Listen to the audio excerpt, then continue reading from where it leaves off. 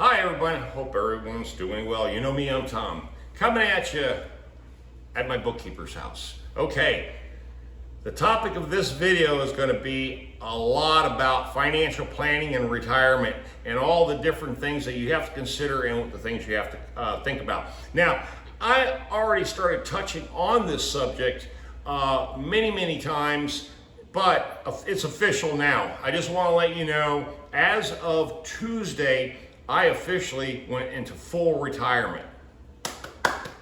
Now, before we get into the real meat and potatoes of why I'm going to bring this video to you, what the topic is and the contents of this video, is there is a big difference to retirement with Social Security. A lot of people think it's 65.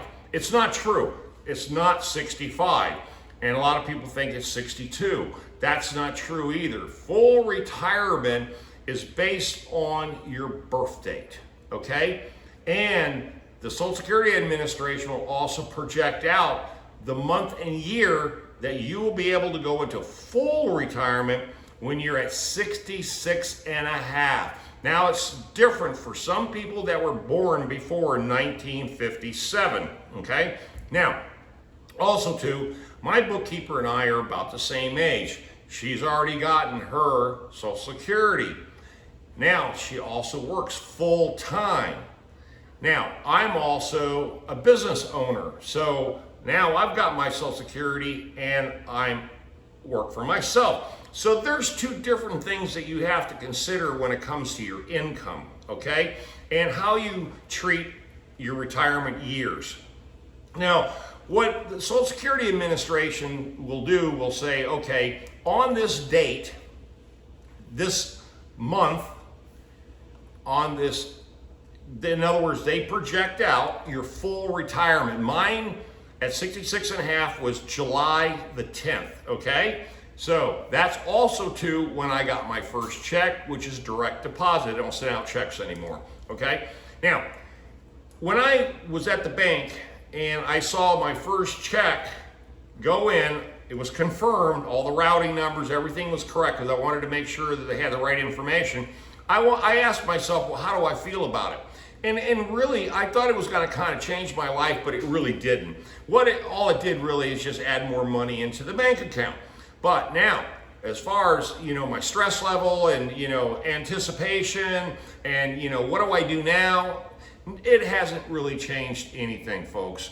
Because right now what I've done is I told myself is how much more longer will I work, okay? Now, I've got a few categories here of things to think about when you're taking Social Security. Now, at 65, that's an important year too, is because that's the first year you get Medicare, okay? Part A, which is free, that's hospitalization.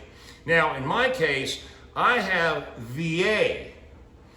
Now, there's a real strong situation there because I don't pay for medical insurance. So I got Part A, Medicare, which I invested in.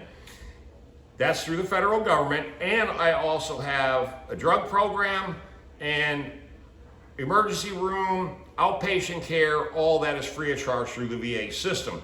But now if my bookkeeper decided to retire, which she's thinking about doing, she's going to have to go out and get a Medicare Part B, okay, which is supplemental insurance.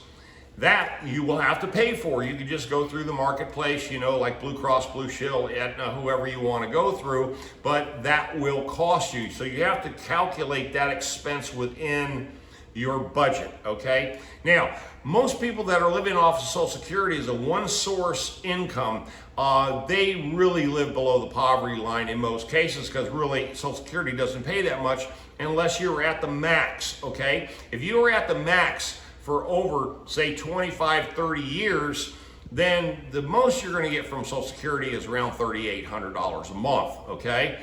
Now, I'm not quite up that high, but if I would have waited till 70, I would have definitely been around that number, $3,800 a month. But I didn't do that. I went at 66 and a half. But the big thing is now I am not penalized on the income I make. If you're at 62 years old, you will be capped and penalized if you make more than a certain amount of money set up by the Social Security number saying, this is the amount that you can make per year, or we're going to start deducting it from your Social Security. Keep that in mind. That's very, very important. That's why a lot of people that take Social Security at 62, it's not a good idea. Okay, it's not a good idea. There's a lot of arguments, pros and cons to that, but it's not a good idea. And also too, 65, it's not a good idea. 66 and a half is the best time to take your benefits. All right, now, how do you think about Social Security? Social Security is a stream of income that's good for the rest of your life, and that's the bottom line. It's a stream of income. Now, how to invest that is totally up to you. Now, if you're using it as a bill paying method, then you've also got to look at all your expenses, like, do you still have a mortgage? Are you debt free? Are your cars paid for? But remember, you still have to live. So you got to have a mortgage. You know, if you got car payments, if you've got all these different variables in your life and all these different expenses in your life, Social Security as a single form of income will not cut it. Okay? And also, I just want to let you know that I do have a cameraman today. She's my bookkeeper, and we decided to go live with this particular video. So, here's the situation, folks. Your finances and how you strategize your finances in your retirement years is going to be very, very important. You can still go work for somebody. You can still, you know, unless they force you to retire, you can work forever. You know, that's totally up to you if that's the way you want to live your life. But if you decide to go full retirement, you should have more than one income stream. Okay, you want other sources of investments coming in, like 401ks, you know, interest earned income, part-time job, you know, maybe you have rental income. There's all kinds of ways of making extra income if you've planned for that all your life. And remember, my channel is Prepper Life, and you know, prepping to me is nothing but planning. That's to me exactly what prepping is planning. So I've been strategizing this for years and years and years, okay? So now I finally am where I want to be.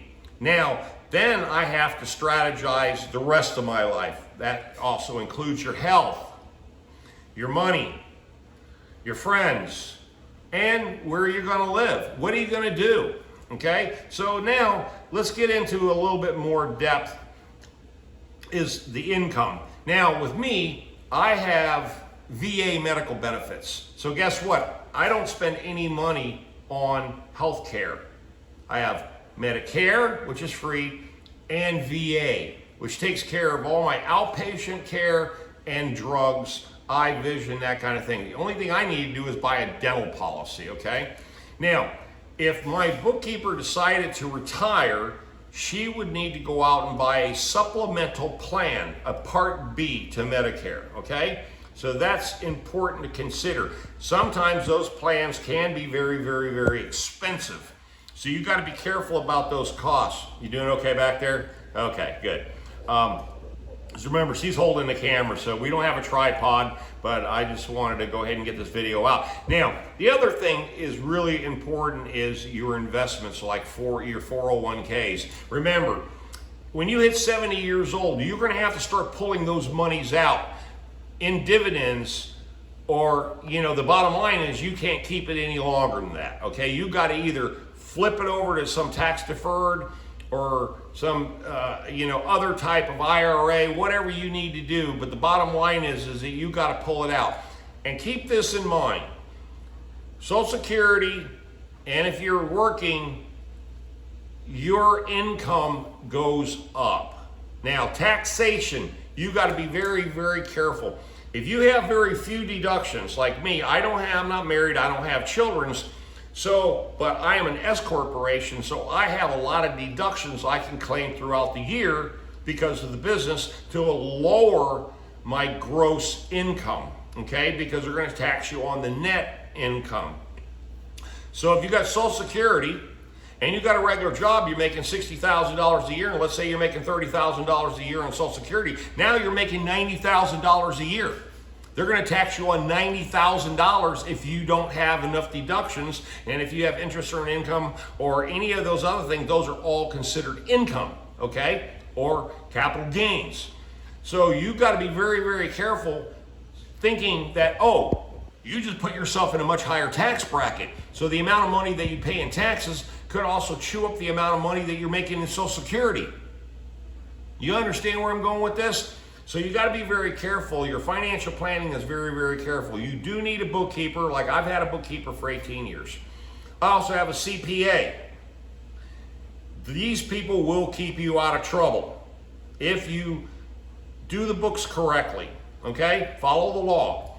Now, insurance. Insurance is very, very important. You still got to have homeowners insurance. You still got to have car insurance. You got to have health insurance, and you got to have death benefit insurance, okay? Now, I don't have family, so for me to buy a whole life or term life insurance policy is worthless, because in reality it's a death benefit, okay? It's a death policy. And since I'm military, I already get free burial. Okay, that's just one of those things that comes with the package of being in the military. But if you're a civilian, then really the insurance that you buy, life insurance, is not meant for you. It's meant for your loved ones, so they can have money upon the untimely of your death, so they can live on, pay the house, send the kids to college, do whatever, pay the bills, and keep their life going. That's what life insurance is all about. It's not for the carrier. It's for your beneficiaries, okay? Just keep that in mind. It's a death benefit, okay? Now, when you start looking at all these different things, then you have to understand that this multiple sources of income is very, very important, and that's where the planning comes in when it comes to your finances. You have to plan, and you cannot just live on Social Security alone. With inflation, it is already eaten up. Consider rent, mortgages, interest rates. Even if you go out and get a brand new home loan, you know, it starts at 7% with perfect credit, even if you put 20% down. Now, the other thing is, and this is going to get close to closing on this video, is your final living. Where do you want to go? The downsizing. I tell this to everybody. In this current inflated market, you cannot take the equity that you have in your house and transfer it into another house. It's just not going to work, okay? Because now interest rates are higher, and what you can buy for the dollar is nowhere near what you could 10 years ago, okay? A perfect example, I'm sitting in a $700,000 house with at least $500,000 worth of equity in it. It would be very, very difficult for her to take that equity unless she goes to basically a slab home in one of these small HOA communities and go from, 3,400 square feet down to 1,300 square feet, but it would still cost you $350,000. And yes, can you do it and pay it off? Yeah, no problem. And the same thing with my land. I have a lot of you on my channel say, well, just go build on your land. I can take, but with my townhome, I have approximately $200,000 for the equity. I cannot build a house for $200,000 in this current market. Okay? It would cost $350,000 to build a house. That's just the way it is. So even I'm stuck in a situation where I keep what I got or sell what I got and then go rent. That's just where I'm at too. So the bottom line is I bought cheap. When I bought my townhome, it was only $141,000, and I owe way less than $100,000 on it. Okay, with a very, very low interest rate and a very low payment. So with that in mind, the estate planning is very, very crucial because it takes in factors from all these things that I've just been talking about, and combines it down to your how much does it cost you to live per month, and how much do you have in income per month, and what is left over after you pay all your bills. And remember, gas, food, and entertainment, all these things are calculated within your total expenses per month. So if you're very limited on your income streams, guess what? Your lifestyle is going to be changed forever, because after 65, 70 years old, the chances of you going back out and getting work, unless you want to become a Walmart greeter, is going to be very slim to none, folks. Just keep that in mind. So the planning, the prepping for your retirement and your future is crucial. I just want you all to take a moment and look over your life and check it out and see if you're on track to retire, because no one knows what the future is going to hold. No one knows if inflation is going to stay the way it is or get worse. Right now it's a seller's market. It is not a buyer's market. On that note, now that I'm in full retirement, yes, I'm still working. I have multiple contracts and I'm still fulfilling. I'm just not taking on new business because I have my old customer base that still hires me, and that's the bottom line. For me, I'm set. I've been planning this for years. Remember, I've been talking about this for years, and so far, my plan has been executed over 10 years, and now I'm reaping the benefits of that strategy and that planning. And that's what I'm going to suggest to all of you. Make a plan and stick to it. Stay blessed, stay tuned. You know what to do. Leave the comments down below. Give me the thumbs up, share a like, hit the bell for future notifications. You know me, I'm Tom, coming at you from my bookkeeper's house, and I love you.